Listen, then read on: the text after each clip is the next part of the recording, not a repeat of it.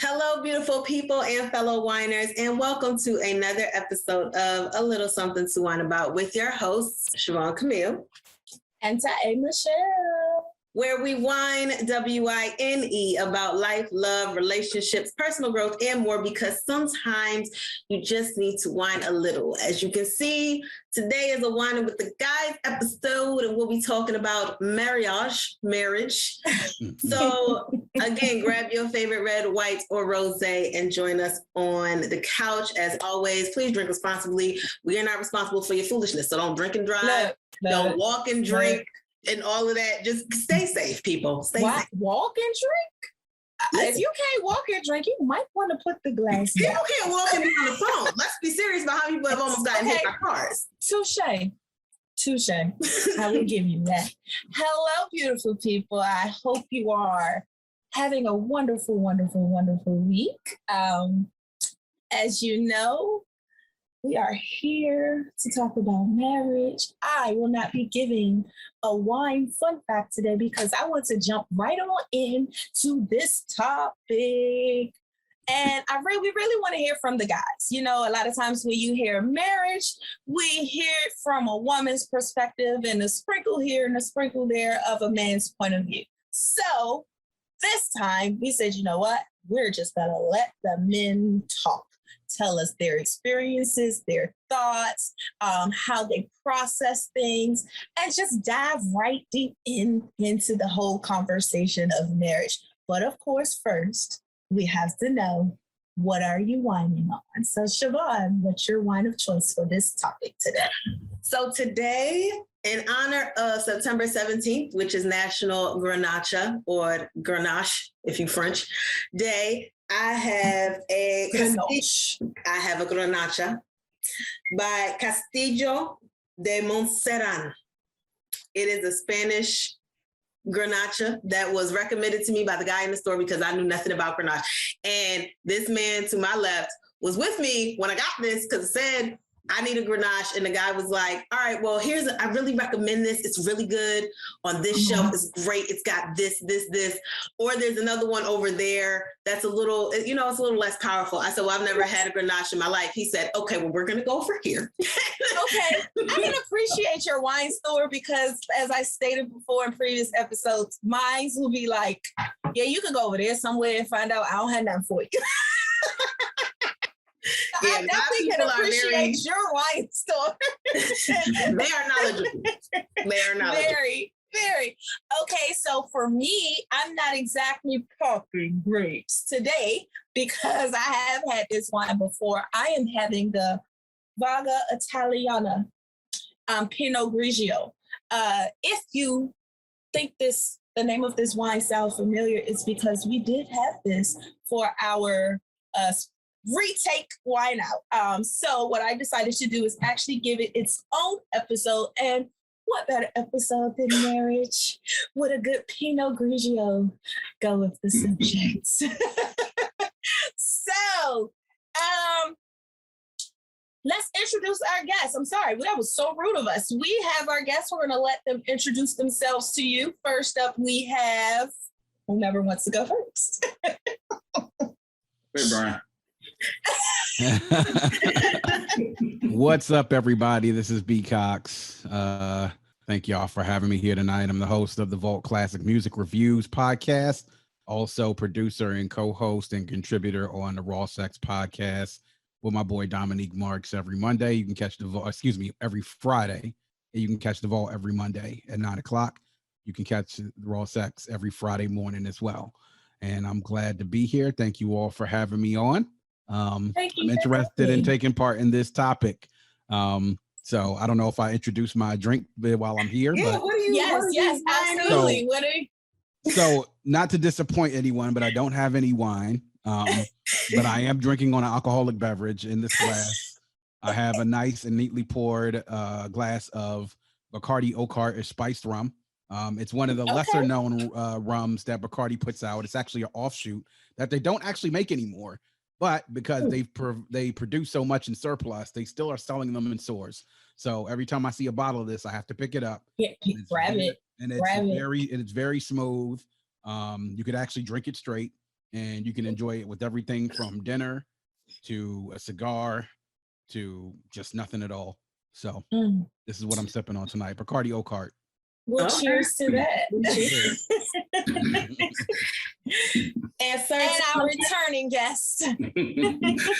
I'm Marshall, aka Casimir, aka DJ Kaz. I don't have AKA Boo Friend, AKA Brother, AKA that dude. Here before. Yeah, I've been here before and returning. I do enjoy this podcast. I do try to keep up with it. So figure I get my point of view on things. And while you don't have a podcast, you do our music. Oh, yeah. So yeah, absolutely. I also did the intro, the outro to this. I have done for several podcasts, and that's what I do. So right. So shout out to the creators. Yes, so wonderful friend of the podcast, friend and family member of the podcast. Indeed. So I'm gonna get right off to it. So for those who don't know, Marshall, Boo Friend, everything else, has previously been married and no, he was engaged. I'm sorry, engaged, and that didn't quite go as planned. So that's Marshall, his perspective. So that will be his perspective, yes. And our friend Mr. B. Cox here is on the newlywed train, gearing up to jump the broom. So we have a fresh perspective coming from his angle. So I'm gonna just get right to it. My first question is, what made you decide, both of you, I want to get married, I want to do this, this is the one, I'm done? Okay. You want me to go first? You want me to go first, Cass? I'm gonna let you go first because no problem. All right, let me definitely different. All right, well, let me before I don't get in trouble now, okay? I'm not. So let's rewind a little bit. Even before I met my soon-to-be wife, I've kind of, I've been single I was single for a long time. I was single, I lived alone, I worked. And then I sort of hung out with, friends and family and everything else. But my dating life really didn't really work out that great. I mean, to be quite honest, when it came to dating, especially in my 20s, it was a lot of, one-off dates here. Find somebody, y'all are cool, y'all hang out for a little bit, y'all might be vibing, for some reason to the next, things end, I take responsibility for some of that. I also place responsibility on some of the women I were dealing with. And I think at a certain point in my 20s, I sort of got to a mode where I was just like, all right, let's F it, just we gonna yeah. And that's what I was doing. I did a lot of online dating. And a lot of those didn't end in, escapades and whatever you call it. It ended mostly in just a lot of dates and really getting to know some really cool people. But what I found out a lot about online dating, and the older that I got, is that, man, it's rough out here. And that was like, I don't know, 7 to 10 years ago. And I kind of took a break after a while. And you go through people and like you have friends, and then friends try to hook you up with people. And we know sometimes that can work out and sometimes it can't. And more get some often good than stories. Not, we got some good stories. I mean, then I had a couple, was in a steady relationship with someone for about a year or so. And I thought that was the one, but really difficult circumstances. I pretty much found myself on the, the receiving end of the fact that I was being played, because she was seeing me and another man at the same time. And the way that I found out was, it was pretty depressing, like after I went through the rage cycle and I was like, angry, I just kind of like fell into like a mini depression after a while. At that point, I wasn't like, although I don't want to talk to no women, I don't even want to try to find a woman to have sex. Like, let me just let me just chill, and I chilled for a long time. So I didn't really engage in any more dating or anything else like that. So something actually just told me, all right, let me see if I can give this a shot. Cause I was starting to get older. At this point, I was in my mid 30s. I'm like, yo, if I'm going to get married and if this thing is going to happen for me, it's got to happen soon, which is funny because we get into that narrative, right? And we often think when we're talking about dating and courting that women think a lot, especially because of obvious reasons. Mm-hmm. And it's like, oh, well, you got to find somebody because of this and because of that and everything else and biological clock. But the thought is that, I don't know, people think that guys don't go through that. Well, I'm here to tell you that we do, because I went through it. And then as I talk to some other guys that, whether it's friends and then people from college, and you run into people from college that have been married and already had kids, and then you added a group of us who were kind of like not found anybody yet. And we were kind of all going through the same thing. And it was sort of a mixture of things, of circumstances and all the different things that comes with dating and growing up and being mature and dealing with people and all the different things that comes with learning someone and getting to know someone and how difficult that part alone can be, because sometimes if you don't even get through that, then the rest of it isn't even worth it. So I, up and out of nowhere, at this point, I really wasn't going to the club anymore. I mean, I wasn't really doing like brunch or happy hour or anything else like that. So what did I do? I jumped on online dating again. And so I jumped on an app, a particular app. I'll let y'all know it was Coffee Meets Bagel. And I ran into like a few matches and talked to some women, and things turned out like I had a couple of nice conversations on the phone with some, but it just nothing ever really seemed right. And it was just always like it seemed as though the women I were looking for was looking for something that I guess I couldn't give them. And then I stumbled across her. And almost instantly I knew something was different. See, it's sort of like, okay, like you guys, when you drink a good wine, right? And when either you've heard about it or you try something, you're just going to be like, well, let me go ahead and see what this is about. And when you have a really, really good one, like those first couple of sips that you take, when it sits, swirl it around, you can sort of taste like the fruits and the woods, like all that sort of happened and materialized. It's really strange for me to be able to explain it, but I could see it was something different. So we started our conversation. We talked. We had similar backgrounds as far as culturally was concerned. We grew up actually not too far from each other. We were in similar situations in our lives. We were at and around the same age, and we were both kind of looking for the same thing. Well, we agreed to go on dates. We went on a first date, and we went on another one. And then by the time we were on, I think maybe date number 4 or 5, it was like, all right, well, this is what are we doing? Potential.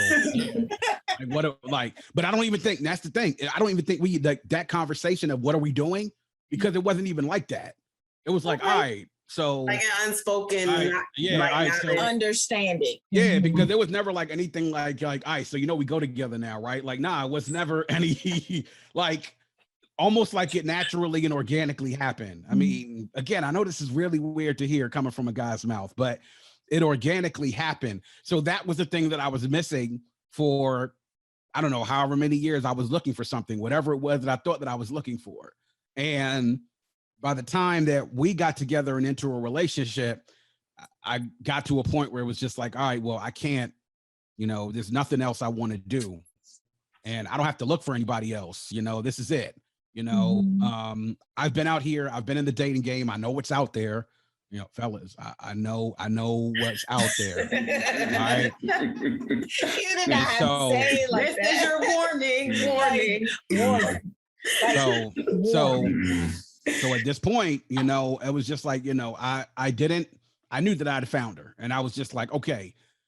So I had to sort of get the thing like, all right, well, this is the woman you want to marry. How are you going to propose?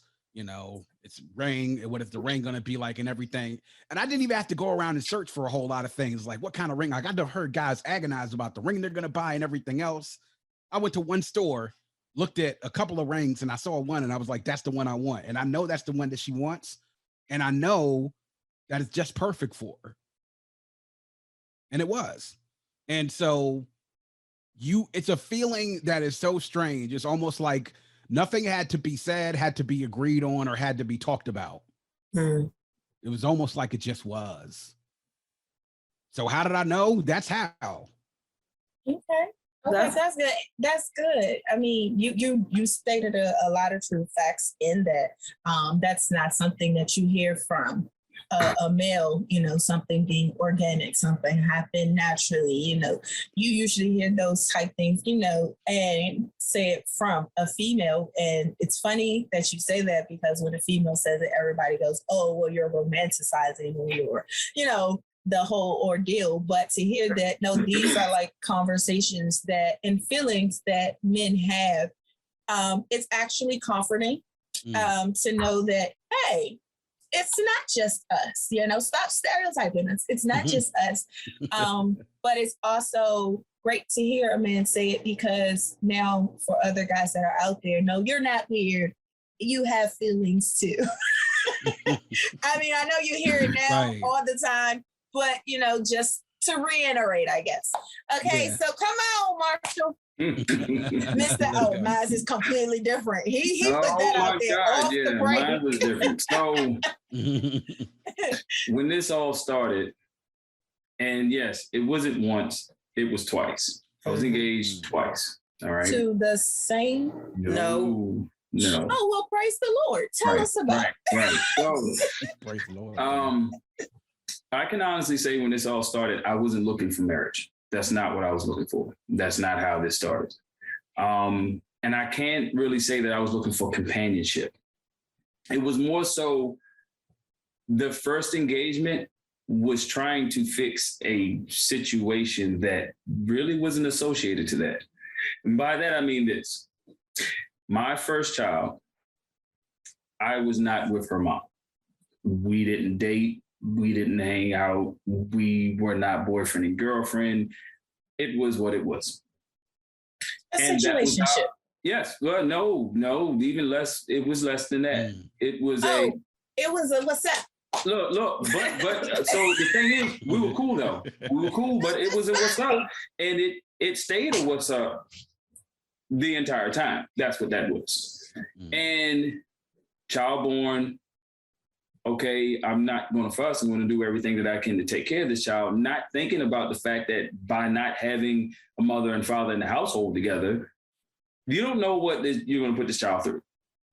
I didn't think about that when all this was going on. I was being selfish, like most people. So after that, who I dealt with, it was more of a different time. Like I'm a 9-to-5 worker now. I ran the streets then. So different lifestyle. And this person ran the streets with me, almost like a Bonnie and Clyde type situation. She blended with that situation. We got caught up. She was pregnant. And I'm like, I'm not going to do what I did the first time. I'm going to make this right, because I grew up in a household, mother, father married. They're still married. Matter of fact, what is today? The 25th? The 28th. Is their anniversary, which they'll be 46 years in. Oh, wow. Yeah. So, Good job, Mama Cox. I'm like, I'm giving you a hand clap. Sorry not to interrupt, but I'm giving you a hand clap for 7. Clap for that. I'm telling you. And because of that, they've gone through the ups and downs. They've gone through the trials, and trust and believe, I've seen some of them, but that's their business, not mine. But they managed to pull through. They did it together. And I'm thinking, okay, as a child, let me make this official. But I was young. This definitely was a different time. I was in my early 20s, and I said it, but I don't know anything about marriage. I know what I've seen, but you don't know the commitment, the sacrifices, the compromises. You don't know what it takes to do it at that age. So that situation didn't make it far, simply because we both had different views on life at that moment. And it was because of that time. Because not too long after that, I changed. not too long after that, you know, my thought process changed. You know, I need to be, my foundation needs to be a little more, you know, solidified than what it is now. I need to actually start to think about retirement, 401ks, insurance, being on a long-term job, you know, guaranteed money, things of that nature. So what I was doing then had to change. That lifestyle changed, and that relationship did not work out. All right. From then, let's say 6, 7 years later, I want to say it was about 6 or 7 years later. It was 3 years later that I met somebody else. 3 years in, again, during that time, I was performing, I was on the road, I was doing background vocals, I was writing. It was all about music. And this person's life was all about music. The music side of it blended. It blended well. We were business-minded people during that time. You know, the things that we did for fun, especially during that age, it worked out. It balanced out. We did see eye to eye on a lot of things then. And this was 2007, 2008-ish. So things worked out well. And then all of a sudden, it came to a crashing halt. Just stopped. Nothing led up to it. I didn't hate that person. They didn't hate me. We just stepped off from each other. Just like that. Almost like the wind changed, blew the other direction. Because nothing was really wrong, it was like bad timing. I ended up finding out later that, you know, she was pregnant. Part of the reason why the wind shifted, you know, different chemical imbalances and stuff like that. So when I found this out, in the relationship that I was currently in, you know, it was situational. It was what it was. But I was looking at that time for something a little more solid. When this presented itself, I'm like, well, what better way to solidify something? There's a child. Let me see what I can build. All right. Now, when it first started, I'm not going to lie. I give it the first year. First year was fine. Everybody was ready to build. Everybody was ready to work together, try to get things straight and all that stuff. And after that first year, you have to grow with the relationship. You have to start to understand the person that you're in the relationship with. You have to give a little, take a little. That's not how this went. It never went down that path. But within the first year of being with this person and already having a year or two in, before it crashed, I was like, you know, this is it. This is a good balance. We're both pushing for the same things. We're willing to sacrifice. We're willing to do this because that's how it started. And then the engagement. I can honestly say nothing was right after the engagement. Nothing. So I have a question. Do you think that after proposing, and B, you can answer this as well. Do you think that after proposing, a woman's mindset, or maybe the women you have come in contact with, you know, in this situation, changed, or their outlook changed, or have you seen a change in you know, your fiance? And if so, is it positive? Is it negative? Is it something that you're, you know, tell me, what are your thoughts and feelings in reference to the change, if there is one? Me or? Both of you. Both of you. I know, because you mentioned that it was a change. So we definitely get the gist that something shifted because, like you said, it didn't happen. And for B, on another side of that, with him proposing and it coming up, has he seen a change in reference to not just excitement, just behavioral, maybe comfortability? Did I say it right? Yeah. Okay. I said it right. Okay. I am working. Okay. My tongue does things and my mind does something else sometimes. Okay. It's all good. Yeah. So like, that's what I'm asking, if that made it clearer. Were there changes? Yeah, I think there were, but the changes were all subtle. And I think it's sort of similar to the way that things change when it's like, I hate to have to say it this way, it sounds terrible. when you get a new job, and that job is 40 minutes away, and you have to change your behavior when you get up. Okay, I have to go to bed earlier. I have to wake up earlier. I have to make sure that I do this before I go to sleep. You know, when you used to live or work right down the street, you know, it's cool. I can roll out of the bed 45 minutes before work and get to work on time. And no. So the changes were like, I guess, procedural. I mean, it was just like, hey, all right, we're an item. We're together. We're working on becoming one. It's not just me. I gotta include her in any decision that it is that I make, because this is the way it's going to be from here on out, and vice versa with her sharing things with me. Attitude or nothing didn't change. I mean, because we have common goals and we want the same things in life. Obviously, it helps when you have a partner that has this similar or same goals and you want the same things out of life. So if anything, the only thing that changed was really just the encouragement. Now, mind you, after we got engaged, a couple of months after that, it's COVID. So wow. Things shut down. Wow. And at that time, we weren't living together.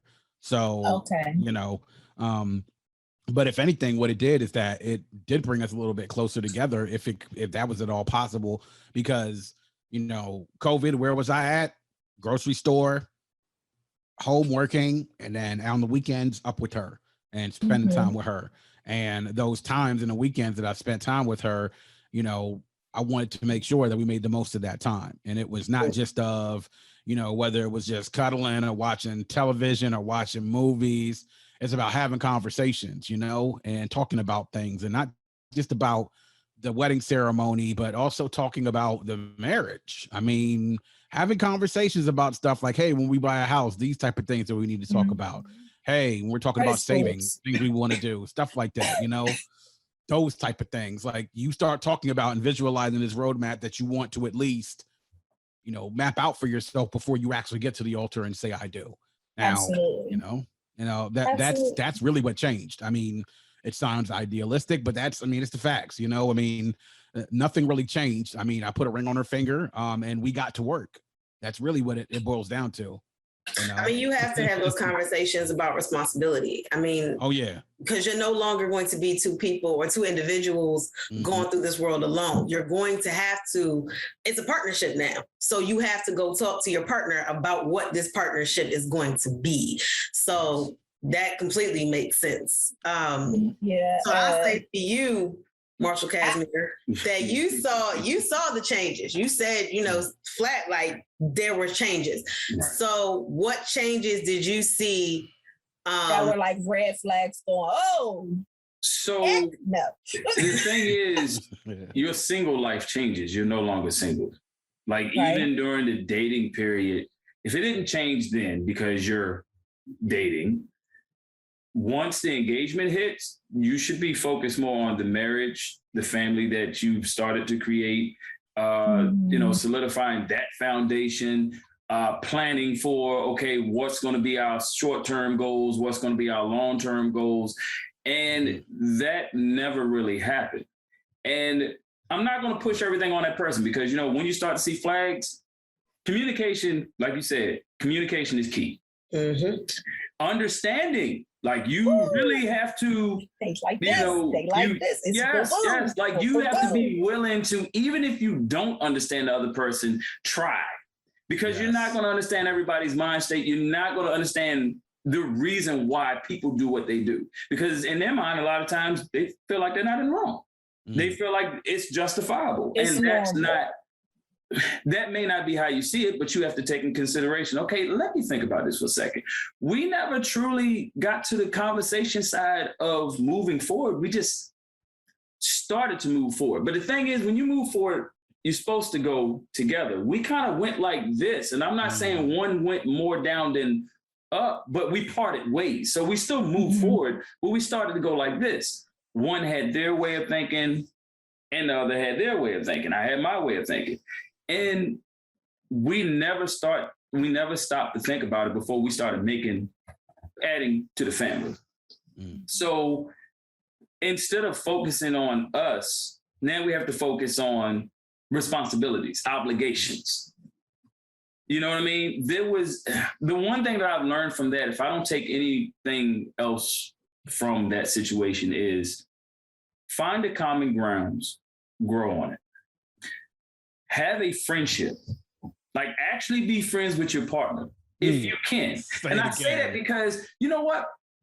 Arranged marriages worked back in the day for one reason. They came in with the common cause of wanting to be married and willing to do what it takes to make it work. Even if they didn't like or love that person, they were like, well, hopefully I learned to like this person. Hopefully I learned to love this person. But we're going to make sure that what we're building here is going to stand.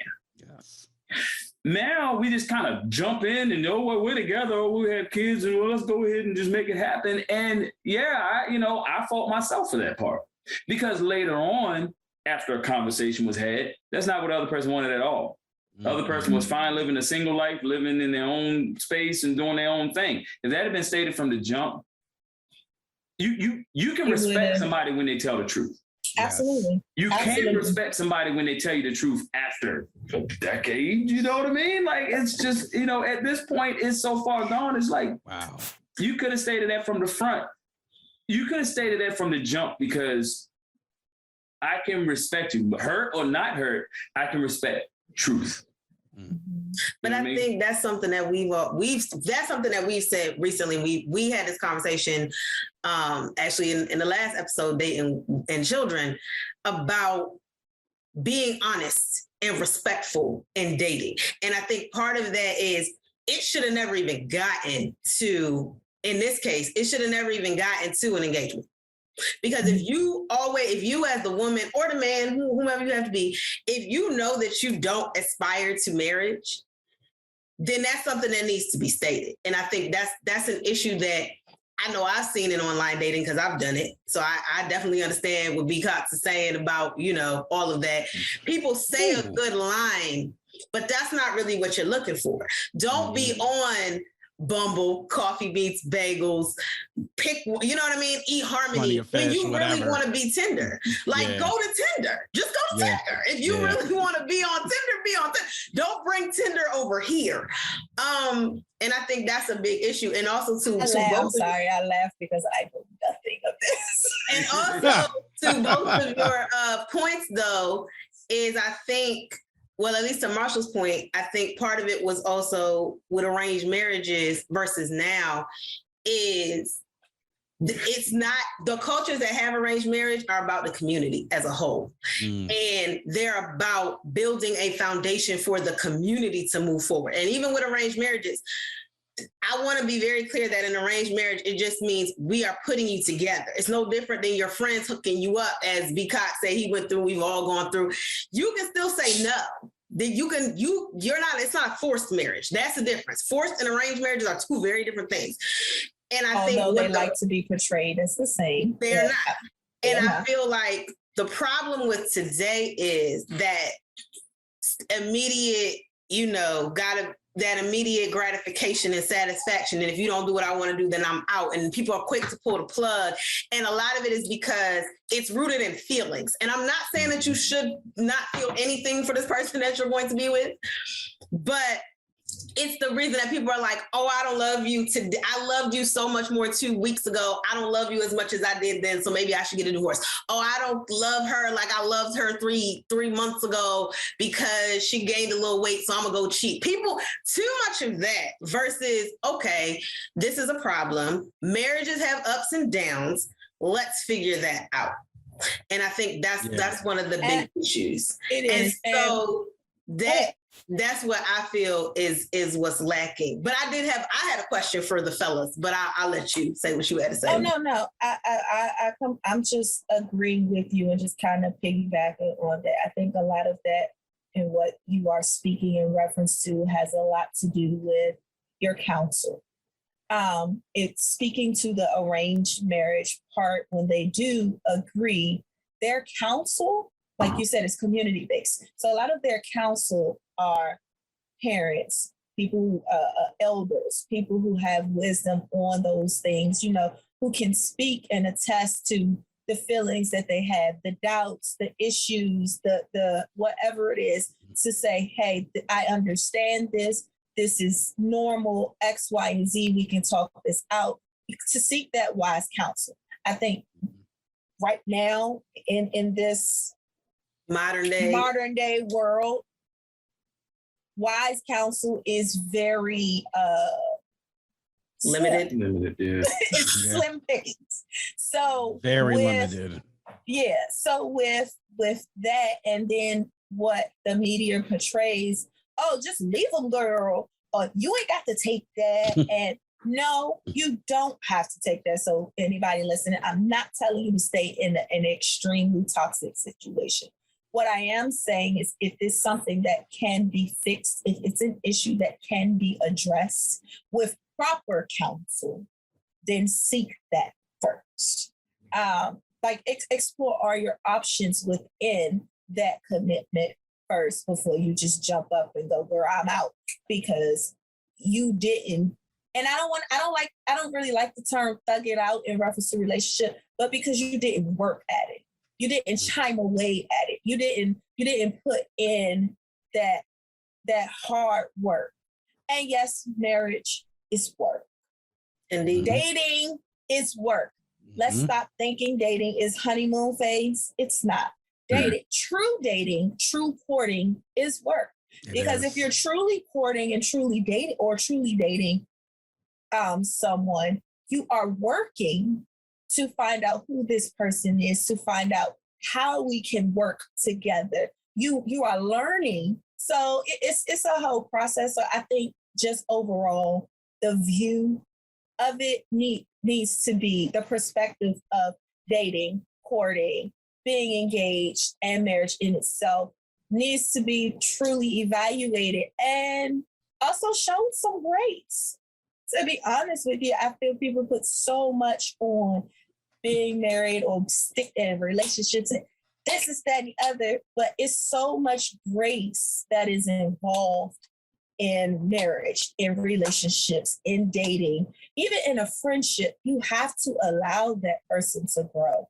So you have to allow mistakes. You have to allow comebacks. I'm sorry, you do. You have to allow those things. So allow grace in those things. Just, piggybacking off what you said. But yes, we want to hear your questions. I'm sorry, guys. I know this is a very, very heavy topic for our listeners, but we hope that you're really gaining some knowledge from these guys. That listen, ladies, these are two very, very wise young men. Just telling you their genuine experiences. So I hope that you're able to grab some nuggets from this and take it and implement it where you can. If you can't, it's fine. It's just good information to have. So I have a question, and it's got kind of like an A part, B part situation. Y'all know I come with A's and B's. Oh, here we go. So you might want to take a point. So to the point to Michelle's point about counsel, I think a lot of it is because in those cultures and communities, because everybody's married. Everybody having kids is married. So you have someone to ask. So my first question to you all is, I know the answer for Marshall Casimir, but because did you come from a 2-parent household so that you saw that? Because I think that's important to know. It's hard to ask somebody about marriage if they've never been married, including your parents. It's like asking, well, what was college like if they've never been to college? So college, yeah. So did you come from 2-parent households? That's one. I did. Two, what made you want to get married? And I know that Michelle asked this question earlier, but let me clarify my version of this question. Mm-hmm. Society shows a lot that men don't want to get married. We had this whole conversation once before about all of the wedding cake toppers where women are dragging men to the altar. It's this fight to get there. Women are always, I want to get married. And guys are avoiding it like the plague. And I think that's part of the reason that we have the issues that we have. And that's why it is actually very comforting to hear you, because, say, this is where I'm at. This is where I was from. I know this sounds feminine by society standards, but this is how I feel. So my question to you is, did you always want to get married? I guess is my question. Like, did you know when you were a child, like, this is what I want? Because again, marriage is drilled into girls at the age of like 5. Like, we have baby dolls. And you get baby dolls, you get all of this stuff.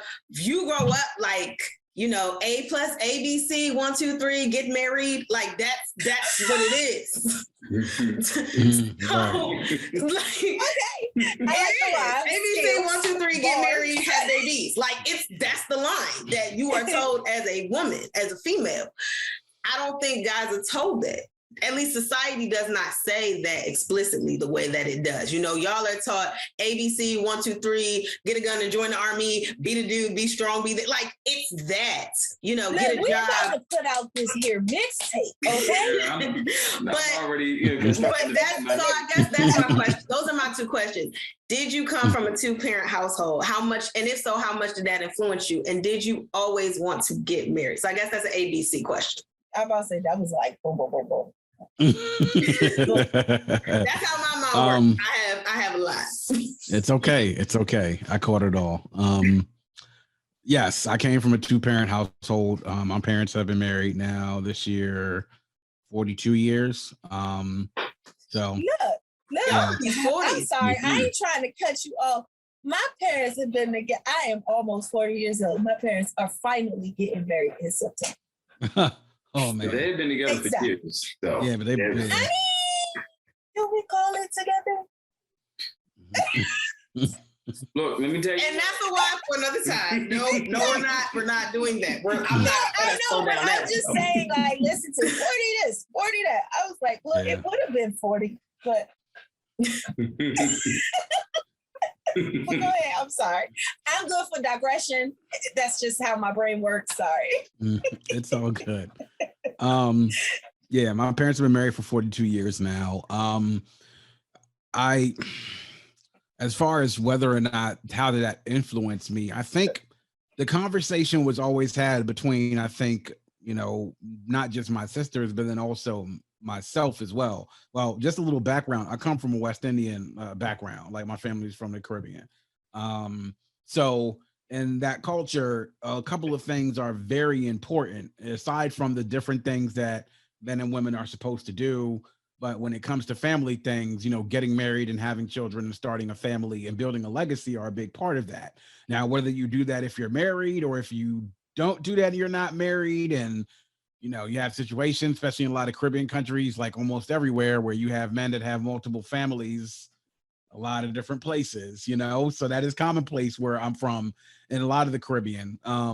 But it was always sort of like, this is what you do. You find a girl, a girl that you like. I mean, in very simplistic terms, as a child, your girl that you like, you get married, y'all have kids. And I kind of think I always wanted that.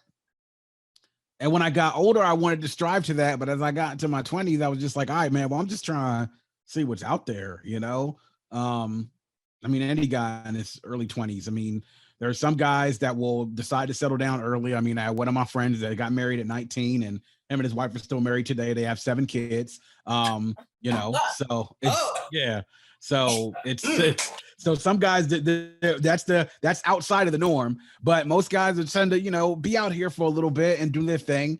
I think I kind of fell out of love with the idea of marriage the more I got into my 20s and when I got into my 30s. And I think literally before I met her, before I met my soon-to-be wife, I think I was at the point where like, all right, well, you know what? I think I'm about ready to give up on this marriage thing. I think I'll be okay if I don't get married. I think we all have been there, because it sounds like a lot of people I know. I'm there right now. I'm about to say, I know Siobhan's there right now, and she definitely makes clear if you guys listen to the previous episodes. But I was there when my husband and I started dating. It was a whole thing where I was I had been celibate for some time. It was a thing, and I was like, I don't want to bother. So, and I think that's funny that you hear that a lot from a female. Oh, I was over it. I don't want to deal with it anymore. X, Y, and Z. And then boom, they find their guy. Very cliche, but it does happen. So to hear a guy say he had those feelings, it's refreshing, and it's unfortunately not common. But it's good to know that for guys, sometimes it's like that, where you guys go, look, it's some trash women out here, and I think I'll be okay by myself, and not be okay by myself, so I can go out here and do the typical like male home thing. But I'll be okay by myself because it's genuinely some trash women out here, and I don't have time for it. So to hear you have a standard, and you were like, look, this is not going to make it. So it's refreshing. It's definitely refreshing. And a sigh of relief. I find that, having been out here for a little while before I met my soon-to-be wife, that you'll find that there are a lot more men out there that felt like the way that I did. And there's also a lot of women that tend to be the opposite of what we expect women to be out there. Yes. I mean, when I tell people, when you're in the trenches, you discover a lot of things about how things are out there. And a lot of the things will surprise you, because what society will tell us is that women do this and men do this. Mm-hmm. Women are this way and think this way, and men think this way. Mm-hmm. That's the popular thing to say. Yep. Like I always like to say, right? People can write about wars, but until you've been on the trenches and actually experienced battle at the front lines, you really don't know what's going on. And come back from it, you don't. Exactly. You really don't know what's going on out here. So I'd almost said I was gonna give up, but deep down, I've always wanted to get married. Because to me, family and legacy is important to me. Like, I want to be able to continue my family's legacy. For those of us, I mean, as any people of African descent, I'd say it's important for us, because that should be important for us to continue our legacy no matter what. Absolutely. But that was always important to me, and I had to wait. And to be quite honest, when I tell people, I'm actually glad that I waited, and waited until I was mature enough, until I was ready, until I was ready to make the sacrifices that needed to be made in order to make a marriage work. And, she's the same way. So a lot of the things that you kind of go through when you have people that are about to get married, we didn't really go through, because we were kind of mature to sort of learn how to deal with all the background noise and this and that, when you know how to be able to manage that and filter that out before you even, it makes things a lot easier. And then when you have two people that know how to communicate with each other, you have two people that actually like each other, and I mean, it makes things a lot easier.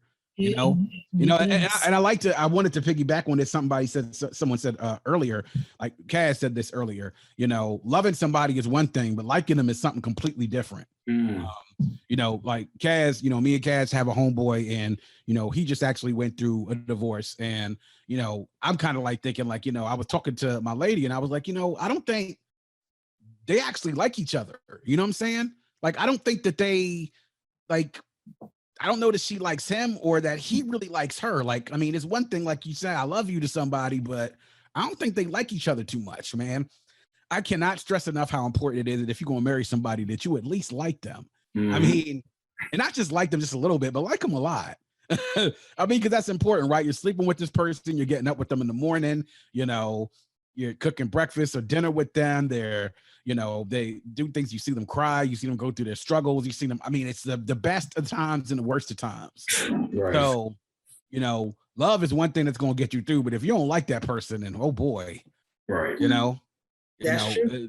Name somebody that you didn't like that things ended up working out for y'all. Right. So yeah, I've always wanted to get married. I didn't really look to my parents because, like, sorry. I had a whole thought. I was like, how many relationships I had that started with me saying, I don't like you. Yeah. Right. But my parents weren't really the model. I mean, my parents, like Kaz said about his, same thing. They've had their ups and downs. But what I've learned about my parents is that under all the stuff that they've been through, I knew that, after all these years, they really can't be without each other. You know what I'm saying? Even after all the stuff they talk and you know, they talk all that stuff, and I'm like, man, look, y'all. And can't you literally looking at them like, now you know, my grandparents talked that foolish till they died, and they were married. You know what I mean? Like my grandparents talked that. I can't say to the grave. You couldn't stand him to the grave, and you loved him to the grave. Right? Oh no, I definitely get it, because even with my parents, like it was at one point when people like, oh, your mom and dad are married. I was like, ew, no, I don't want my mother to marry my father. Like, do you see what I see? Like, that's absolutely crazy. Like, why would she do why would they do that? To me, it was so foreign. Mm-hmm. And again, that was me being younger. As I matured and I got older, when they started going through their things, I'm looking at them both like, hey, neither one of y'all going to why? Mm-hmm. And so it is a maturity level there that has to exist for that. But I don't like my husband. I want to say too, I feel like to your point, B. Cox, about loving and liking. And then I'm gonna let Kaz, answer answer your A, B, C, D, C, D, E, F, X, Y, Z, elemental P to the second power. Repeat the A, B, C, I got you. But I will just say that I think, and I was thinking about this the other day when I was listening to music. I think part of the problem, to B. Cox's point, is loving versus liking. People don't even know what love is anymore, really. I think people listen to, like, if you listen to the radio and the songs that we have now, because what you hear on a regular influences you. What you hear on a regular influences you. And so you're constantly hearing, I love, and this is no lie, a lyric in a song somewhere. I love you because you don't get mad when I sleep with other chicks, or you let me sleep, or whatever. So people at this point and I let him hear this song, so I'm not making this up. I heard it. I'm like, people in this generation, ours being the start, and it getting worse, is sex and love are not the same thing. Mm-hmm. They can be related, but they are not always. And so I think that's the issue. People are having sex with people they don't even like, but you feel so in love because you, as a man and a woman, are opening yourself to a lot of risk and things when you do this. So you are opening yourself up physically, mentally, emotionally, spiritually to somebody that you don't even like. And so because you get that endorphin rush that sex gives you, which is that high, which mimics love. But again, if you eat too much chocolate, the same emotional responses go off. So you're getting that response, and now you love someone you don't like.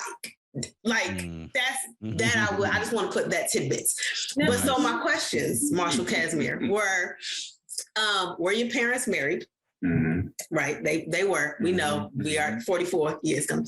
And did you always, how much did their marriage influence you? And did you always want to get married? I can't say that I always wanted to get married, but I always only wanted one woman or girl at the time. I only wanted to deal with one. Marriage was kind of important, but loyalty was more important. Because to me, the three L's are like, love, and loyalty. Because love can get you killed. Love can get you killed. Love can cause you to lose if you don't understand it, or if you misinterpret it as something else. You know what I mean? Like is okay, because if you love somebody, then either you have to, I'm not going to say you have to like them, but try to learn to like them or like something about them. Yeah, you can learn to like something about them. I'm going to tell you right now, I got a homeboy that I barely talk to, maybe once a year, maybe once every 2 years. But this dude called me up and was like, hey, it was during Katrina. My father is lost down there. All right, what you need me to do? We're going to find him. We went to find him. Loyalty. We have been loyal to each other. But there is a level of love because we've known each other for a lot of years, like second or third grade. All right. We had a falling out that we couldn't necessarily move past. Like part of that clipped our relationship. But the loyalty never left, because if he calls me today and says he needs me to come, I'm there. because he's only going to call me if he absolutely needs me to come. That means I have done everything I could. Yep. I have before I called every you. other source that I can. I've used every other source, resource, whatever, and it's done. Loyalty is something that you look for, and it should come with marriage. I'm loyal to my spouse. I'm loyal to my husband. I'm loyal to my wife. I'm loyal to this family, but it doesn't always happen. I saw that with my mom and my father. They were always loyal. That doesn't mean they didn't mess up. That doesn't mean that they didn't have ups and downs, but they were loyal. My father had this one rule: we're not going to bed mad. We're not going to bed hating each other. Whatever we have to do to just make it level right now so that we can sleep well. He didn't believe in going to sleep with negative energy because it could manifest. That's how he felt. That's what I wanted. I wanted that loyalty. I wanted that commitment. I wanted somebody to say, okay, I don't like what you did, or, you know, I didn't mean to do what I did, but let's try to work this out because I'm loyal to this. I want this to still be. Let's see if we can get past this. Because let's be real, we're human. Things are not going to work out the way that we plan. Things are not, we can write it out on paper all day long and put it in stone and everything. It's still not going to work out like that. I wanted that loyalty. So it wasn't the marriage. It was the loyalty. Marriage came because I thought that was how you get loyalty. I thought that's what it takes to do it. You know, like at this day and age, marriage is not as important as it used to be. I'm not going to say that I completely opted out. I'm not looking for it anymore. There's a difference. I'm just not looking for it. You know, I'm 40 years old now. They say 50 is over the hill, and I don't want to be dating up to 50. You know, I got less than 10 years before I hit 50, and I don't want to waste that time trying to learn this one, trying to do this, trying to whatever. I want to, what's already established, I want that to grow and mature to whatever it's going to be. Like, that's the best way that I can state that. I know that loyalty exists, and that's why I appreciate it. So it's not really about the marriage part anymore. It's that. And I think that's what I've always looked for. It's just that I've misinterpreted it. And I took that as, if you get married, this is what comes with that, instead of building the foundation first. And notice I keep saying foundation, foundation, foundation. If you have a great house with a weak foundation, it's going to fall, period. Yeah. You know, prettiest tree out there, this thing is standing, but you know what? We keep seeing it leaning because the foundation, you know, the soil is pretty watery, it's not stable, it's going to fall. So, and I realized that having that strong foundation doesn't mean that you're together. It doesn't mean that you're married. It doesn't mean that you're boyfriend and girlfriend. It doesn't mean that, you know, we just instantly had it. It's something that you have to work. It's something that you have to build yourself. It's something that you have to constantly pay attention to. You know? Okay, so you just brought up. Go ahead. Right. I mean, that's more so where I'm, you know, because I've actually, like, I watched my parents. I watched how the relationship changed. You know, when I was younger, it was different. My father's job was different. My father's lifestyle was different. You know, he went from, and I'm not going to call him an alcoholic biker, but let me tell you what, this man could hold his liquor. And I've seen him drink people under the table to the point where it's like, are y'all serious? You know, I've had 2 bottles right here. What are you doing? And still be able to have a steady hand and get on a bike and shoot straight down the road. That man has been away from a bike for, let's see, I think I was 10 or 12 the last time he rode his motorcycle. I think I was 8 or 9 the last time he had alcohol. Because he realized that the 2 of them was destroying the foundation in his house. The 2 of them was always giving that wobbly leg or whatever was going on, because every time he left the house on a bike, there was a chance he wasn't coming back and destroy everything he built. Every time he took a sip of alcohol, there was a chance he wasn't coming back. So he put those to the side. You know, some people can regulate it, some people can't. That was his way of regulation. I've watched how he went from hanging out with the guys to being a deacon in the church. You know what I mean? To actually ministering now. You know what I mean? Like, this is how, you know, he did what it took to solidify what they had, to make that strong foundation and to keep going, because he was loyal to what he started. So that, you know, that's like the best way I can explain that. So in the world of today, you made a statement where you feel that marriage is not as important. Why do you feel that it is?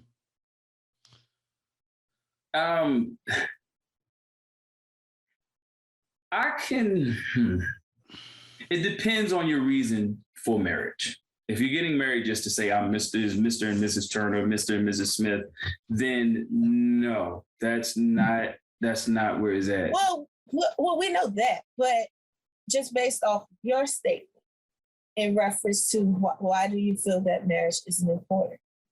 For me, it isn't. I'm not going to say for anyone else, but for my life as it exists, I'm not about the marriage, more so being about the commitment. Because you can have that commitment without marriage. Okay, so if that's the case, define marriage. What is marriage? Marriage, I don't know the true definition of marriage, but I do know it's a legally binding contract. That it is. Well, yes, we know that it's a legally binding contract, but we're not talking about contraction. We're talking about the definition of marriage itself. What is marriage?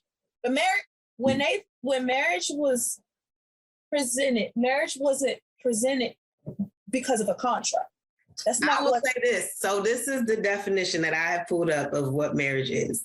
The legally or formally recognized union of two people as partners in a personal relationship. Historically, and in some jurisdictions, specifically a union between a man and a woman.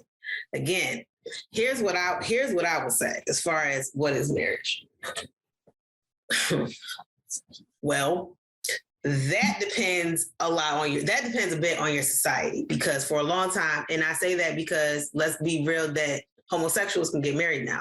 There was a whole fight for that for years. We were all around when that fight went down, and where it was no, because a marriage is a union between a man and a woman. So I will just say that the definition of marriage socially, and there were other things that has changed, but I will say that marriage the reason it's legal or formal is because before it was about legal, it was about formal. If you go to the Bible's version of marriage, it was formally two people being acknowledged as being together by the society. If you look at it now from a legal perspective, it is the state acknowledging that y'all are together legally, which is why different states even have different marriage laws of how old you can be, what you have to have, all of that stuff. So I get that he was saying, marriage for him is not as important as a commitment. And given what he's been through, I definitely understand that. I would say no. I'm not saying no. But I'm saying for the definition. So that's the definition, and that is the origin. The origin of marriage was more of a formal society, social recognition back in the biblical times, which then became a formal recognition by the state. If we're talking the United States of America, by the state. And between a man and a woman. And then it evolved to being acknowledged by the state of any two people. There's also, in New York, and a lot of states got rid of it. I think every state except maybe one, but by this point, I think they all got rid of it. Common law marriage. Because for a long time, honestly, had your parents lived in New York, they'd have been married after 7 years, regardless. Because common law marriage. That was my dad's ultimate defense when I was younger. I knew what a common law marriage was before, at just about the time I knew how to write my name, because my father was like, well, we married because, we've been together for X, Y, and Z, and we common law. And I was like, what is that? So but I'm just saying, I mean, a lot of states got rid of it. And the reason a lot of states got rid of it was basically because of gay people. Let's just be flat. But they got rid of common law marriage because it wasn't, most states didn't legally state man and woman. They just basically said two people living together, and it was assumed man and woman. It's more in New York, I know it was 7 years, and you had to have joint property together, rent an apartment or something, both of your names on the lease. It was that kind of a thing. So I'll just say that is what marriage is. Now, I've seen some janky marriages. I've seen a lot of marriages ending in divorce personally. So I will say that I understand. I think marriage, to the point that marriage is not what it used to be, I will agree to that for the sake of this. I think marriage has lost a lot of what it used to be because people are not willing to work for it anymore. There it is. I think it's just been demoralized. It's been demoralized, but through that, it loses. I don't want to say it loses value, but it loses value. That's what it is. It absolutely loses value. It's like a car. So you take a car off the lot, and the minute and that's sad that people associate marriage with a depreciating vehicle. Yeah. But that's because of what people don't put into it anymore. Right. When my parents got married, when my grandparents got married, people worked, they pushed.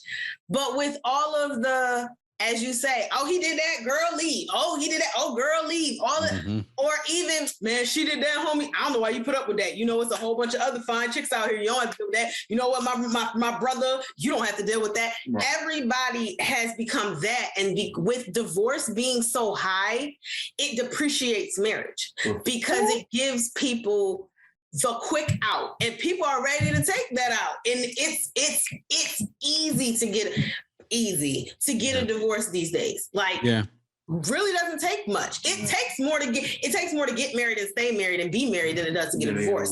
So, and as I said earlier, with the society and the culture we're in being of instant gratification and all of the likes and everything from social media, and I'm not saying that it's just that, but that mentality of what everybody else thinks about me and my relationship is important, and I gotta be #relationship goals. And if this man can't get me 1,000 likes and followers for my relationship goals, and I gotta go find this one. All this attention that people are seeking outside, whether outside of themselves, that's why depression is on the rise, or outside of their relationship, that's why infidelity and marriages has lost a lot of value.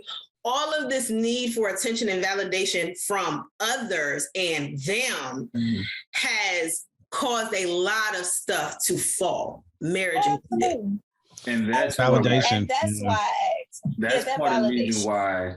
That's part of the reason why marriage itself, the title, the actual event of joining the two together, if I can get everything that supposedly comes with marriage or that you expect to come with marriage without marriage, marriage is not as important to me as what it should, The action is more important than the word. Right. So and I understand that. Ready to love, be loyal, commitment, companionship. Like, if you still want to do that, but it's just minus the marriage, I'm good with that. I don't have to have the marriage if I get, and I'm willing to do the same. If it takes for us to get together and it's like, okay, look, we've gotten to this point. If we have all that and then we say, hey, let's go ahead and get married. Let's get married. Let's make this legal. That's why I have a problem, because to me that sounds like the song, we ain't getting no younger, we might as well do this. What you mean? On a different That's what it sounds like. Honestly, it does. We have all of this. We built this. All right, we might as well get married. What? No. But this is where I don't want you to take away from what I'm saying, because maybe the way that I presented it is taken away from it. But my thing is, if you're at that point where you, without thought, you die for a person. And I say that because shooter comes in right now and he aims a gun, instant. It's instant. It's without thought. Because that love, that commitment, that loyalty is there. If I have that minus the marriage, I'm fine. If you want to get married, I'm still open to it. I'm not saying that I wouldn't want to or like to. What I'm saying is, at this day and age, there's so much for it. Right. I'm not searching for marriage, the title. I'm searching for what comes with it. And you can have marriage if that's what comes with it. Searching for the true definition of marriage. That's why I asked you, what is marriage? Because everything you just described is marriage. I'm not talking about the Webster definition of the union. Marriage is exactly what you just described. So in actuality, you are looking for marriage. You're just not looking for marriage in the definition of the Webstorial definition of it. And that's the problem that I see with this society. We are so, oh, well, that's what this means. And we try to box things in, or we take things out of what their original meanings were, and to construe it and to make it into what we want. So with people making it to what they want, and then saying, well, that's what this is, but I want X, Y, and Z because just to make themselves seem more important or make their view look X, Y, a certain way. And it's like, baby, but what you're describing is exactly what that's supposed to be. Right. So make it make sense. It's to me, I'm one of those. Make it make sense. That doesn't make sense to me. Call it what it is.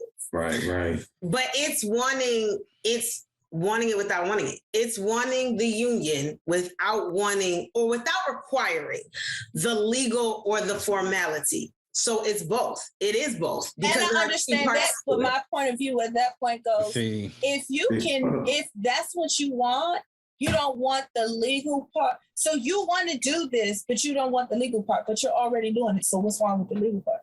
Oh, no, I'll answer that, but I want to hear what B. Cox has to say. So this is what I have to add on this whole thing about, contract, because I have helped people that have been with partners and they've been together for years. They have children, they have property, they have stuff, but they're not married. I have one in particular, friend of mine, her child's father, they're basically, if there was common law, they would be common law. Why? They own a property together. They have two sons together. Their sons are in middle school and high school. They named each other in each other's wills. They're beneficiaries on each other's life insurance policies. They have all the stuff you talk about when it comes to the paperwork. The only thing they don't have is a marriage certificate. Okay. That's the one thing that I think a lot of people are sort of wary about, which is kind of weird, but I understand because some people just don't see the point in it for some reason, which is fine. Because as you mentioned, Kaz, this is really a two-part thing.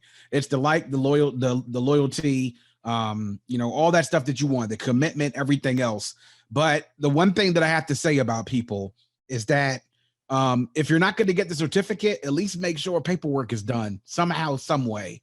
Because what I've seen a lot of times is that there have been men and women who have gotten together with each other, and specifically with men and women, because that's, just the examples that I know, where someone has passed away, paperwork hasn't been right. Either the will wasn't updated, or the will wasn't, they didn't have a will, or things when it came to the life insurance, or there was no life insurance or anything else.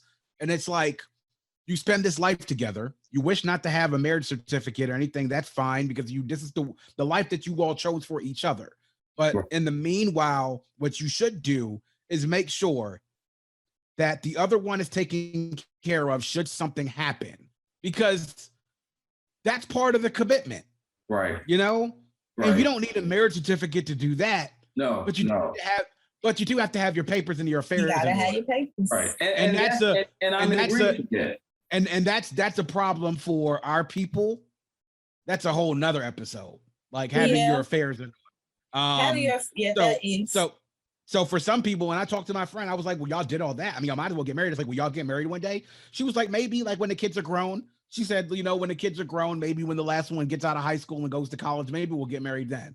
To me, that's what I'm saying. That, and it may just be me. I don't understand. If you will literally sit down, have a will, power of attorney, X, Y, and Z. This is, you'll have all this other paperwork, but because it's a marriage license, you don't want it. That's foolery. That's dumb. I'm gonna be honest. Like this. Knowing how much goes into like the full legality behind marriages, I'm not saying that I'm against it. I don't want you to think that. And yes, it could be on the table, but my search has changed because both people have to want to be married. Absolutely. And both people have to want to commit on that level. Now, if we are and we're committed, it becomes our option. I don't require the marriage. And if you don't require the marriage and we're okay with this, then as long as we're okay with that, fine. If you require the marriage and I require the marriage and this is where it's at, it's on the table. I'm good with it. What I'm saying is I'm not out searching for marriage, but I am out searching for a that serious relationship. Yes, that serious relationship, that commitment, someone to share my time with, the good, the bad, somebody and especially the bad, because the bad is going to be there. You have to be committed to somebody. And that's what I run into, that most people are there for the good and the great, but once the bad and the worst hit, goes. Gonna get tough. These fellas get the running. When you got somebody that's like, oh shoot, it's pushing me back, and they with you like, I got you. You know what I mean? Like, even if you both get beat up at the same time, but you're there, that's what I'm looking for. I think it's no different than, it's just the other side of what B. Cox said earlier. You know, he said, when I was in my 20s, I was done. I wasn't looking for marriage. I was good to live by myself. What Marshall Kaz is saying is basically, look, at this age, at 40, at this age and stage, marriage is not my goal anymore. I've been engaged twice. Marriage is not my goal. My goal is someone who's going to be there. If marriage comes with that, great. If not, fine. The legalities don't matter to me at 40. Is basically what he is saying, which is no difference, really. Well, it's different on the other side, but it's kind of like because when he was like, yo, by the end of my 20s, like, I don't want marriage. Like, I'm good being me, which I think is what a lot of guys get to. A lot of people, I won't even say that because I'm there. A lot of people get to, you know what? I'm good by myself. And if you here and we got this thing, we can do this, but I don't need that legality. I don't need that formality. And if we go, and it's funny, we were watching, what's his name, Terrell? Rice, T-Rice, Terrell, Terrence, whatever his name. Oh, yeah. We were watching him, and he had this guy on, and he was like, oh, I heard you're in a relationship. He said, no, but we go together. And I liked the way he broke it down. It made me laugh, but he was like, he's going through life, or they're going through life, I'm going through life, and we're just going through life together right now. Right. And I will also say that I know, like, my great aunt, and she got married like twice, even in like her 60s. Like, good, like, woman, really? I think people, depending on who you are, it gets to an age where it's like, yo, honestly, especially if you like, yo, by the like 60s, 70s, dude, I'm 1 foot in the grave, okay? Like, if I'm just meeting you, we can just go together until one of us falls off. Like, we don't have to get married at this age. I'm looking for that companionship, that partner, because life was not built, definitely as we talked about in the episode with Sean, life is not built to go through by yourself. Everybody that's in their 30s and 20s at my job has a roommate. Like, wow, dude, I didn't have one in Baltimore, okay? I made sure, no. If I can't stand on my own, this world is set up for codependency. Either you're dependent on a family member, you're dependent on a spouse, you're dependent on a stranger who's your roommate. That's how this is set up. Right. And so I think once you get past a certain age, whether it's your 40s or your 50s or your 70s or your 80s, and it's like, yo, I'm not even necessarily looking for the marriage. I'm just looking for the companionship, the somebody to spend my life with. And I'm not pressed about the paper. Okay, so it is 10 o'clock and we could do this all day. Yes. Or we could just have another episode. Thank you. Or, because marriage is not a quick topic. We know this. We don't choose we choose big topics and bring them down. But we still need to get through the wine and drink review. So I'm going to take this moment and say, so fellas, please give us your final thoughts and parting words. Sure. So final thoughts. I didn't think I was going to get married, but yet here I am, and I'm excited about it. I can't wait to go on this journey. I really want to enjoy the journey with her. It took me long enough to get here, but I'm glad that I waited, and I'm glad that I waited for her. But I'm ready to get rolling. But other than that, to the fellas out there, fellas and ladies really, but especially to the fellas, keep your head up. And, there's a right one out there for you if you're looking for her. Now, if you're not looking, then, hey, look, I don't really know what to tell you. But if you're out there looking, there's one out there for you. And you might have to go through a little hell and high water to get it. But, if you're willing to wait and if you're willing to search and work, you'll find one that's worth it. And that's pretty much it. But other than that, everybody keep their head up and be safe. And, if I could plug real quick. Yeah. And And if I could plug real quick, the Vault, of course, every Monday, 9 a.m., Raw Sex Podcast, every Friday morning. You can get, of course, the Vault on Instagram at Vault CMR Podcast on IG and Vault Classic on Twitter. And you can get me on at It's Lesson on IG and Twitter, by the way. So follow your boy and follow the shows. All those handles you can find in the description below. So check them out. And thank y'all for having me. I appreciate it. This was fun. I can't wait to do it again. Of course. And your final thoughts, sir? First to B Cox, again, congratulations. You know, you my bro, you my homie, you my close friend. If you got a call, to cry, drink, encouragement, whatever, I got you. I promise you. And to everybody out there, I want to let you know I'm not against marriage. All right. Whatever works for you, just make it work. Be ready to, again, put the time in, commit, be loyal to what you've chosen. And I think that's what we forget once we get with someone. Also know that they are individual people. So there are certain things that they're going to have to find balance, and you need to be there to ride for the good, the bad, the ugly, the pretty, the whole 9 yards. I'm not saying that I wouldn't like marriage, but I don't want just the title without the substance. And that's what I mean by that. All right. And cheers to that. I sound like a cheers to that. What's happening with your clank? Oh my goodness, you always come for my clank. Oh wait, that's better. But yeah, that's the thing. They my makeup brushes. Don't come for me, okay? And now that our glasses are empty, Siobhan, give us your wine review. Y'all know for your Club Shop Ensemble. And y'all know I read the bottom. So this is the Castillo de Montserrat range is made in the special terroir of Cariñena, where the unique soils and cool northern breeze called El Cierzo helped develop these intense fruit characters, which are the emblem of this wine. The grapes were coolly fermented and shortly macerated to make a soft, full flavored wine with a dense color and well-balanced red fruit finish. To be drunk with all meat dishes or slightly chilled with any starter. Not for me. Okay, because here's the thing. I didn't really like this. I don't know if I just don't like Grenache or if it was just this one, but it was dry and bitter to me. Like, I'm not here for it. The color was pretty, yes. Okay, so they're not lying. Castillo de Montserrat, you're very honest, but I'm not here for the taste. Like, that was a lot to get through. So I'm going to have to give this a 1.5. Sorry. Oh wow. I had it chilled. I wasn't moved. Marshall Caviar, your thoughts? I actually liked it. I'm not even gonna lie.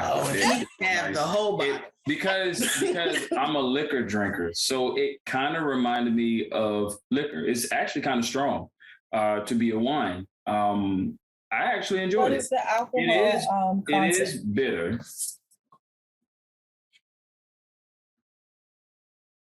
It is 14.5% alcohol by volume. So it definitely is bitter, but to me, it was a nice bite. I actually liked it. I think I had like 3 glasses. I'm not going to lie. So I may actually add that to my personal collection, and at least I know she won't be drinking it. She won't drink it. I won't touch it ever again. So good. Oh, goodness. Well, thank you for that review on my Volga Italiana. Italiana. Volga Italia. Okay, whatever. Okay. Girl. Volga Italia. Thank you. Pinot Grigio. I told you the story behind it. I like this wine. The Moscato was great. The Pinot is great. I wish they had a Chardonnay so that I could taste that one as well.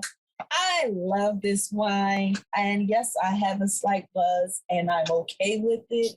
I'm going to give this a 4.5. Ooh. There is no description on the back because for some reason my bottles never have them. Well, they and all never right do. then. They never do. So that's all I have about my wine review. It was great. Highly recommended by me. Go get it. And B. Cox, what were you sipping on and how was it? Uh-oh. No. We don't have any audio. Oh, so it's Bacardi Oak again, once again, a special rum by Bacardi. It's spiced. You get hints of definitely of oak, obviously, because of the name. It's aged in oak barrels.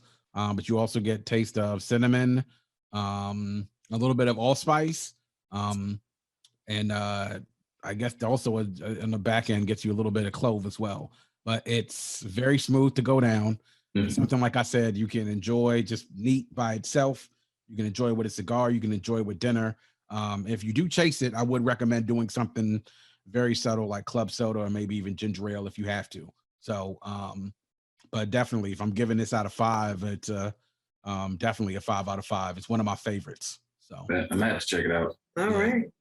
Oh, well, all right, ladies and gentlemen, that brings us to the conclusion of this wonderful episode of A Little Something to Wine About, Whining with the Guys in Color, with your hosts, Ty Michelle And Siobhan Camille. Please be sure to hit the subscribe button below. Help us get to 100 subscribers. I think right now we're at 15. Help us get to 100 subscribers. Tell a friend to tell a friend to tell a friend. Hey, if you want to join in on the conversation, comment below or follow us on Instagram. And you can find us at A Little Something, the number 2 Wine About on Instagram. Once again, that's A Little Something, the number 2 Wine About. And as always, there's nothing wrong with a little wine. Soda.